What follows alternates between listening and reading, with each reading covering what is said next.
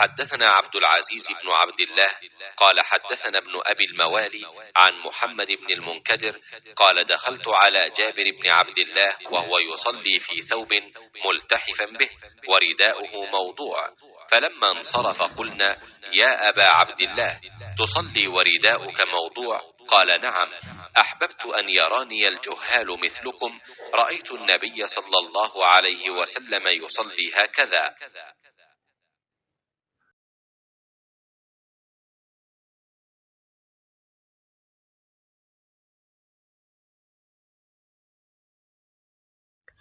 मैं जाबिर बिन अब्दुल्लाह अंसारी की खिदमत में हाजिर हुआ। वो एक कपड़ा अपने बदन पर लपेटे हुए नमाज पढ़ रहे थे, हालांकि उनकी चादर अलग रखी हुई थी। जब आप नमाज से फारिग हुए तो हमने कहा, ए अबू अब्दुल्ला, आपकी चादर रखी हुई है और आप इसे ओढ़े बगैर नमाज पढ़ रहे हैं।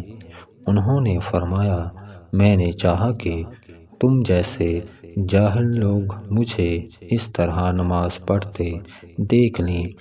मैंने भी नबी करीम सल्लल्लाहु अलैहि वसल्लम को इसी तरह एक कपड़े में नमाज पढ़ते देखा था। सही बुखारी हदीस नंबर 370।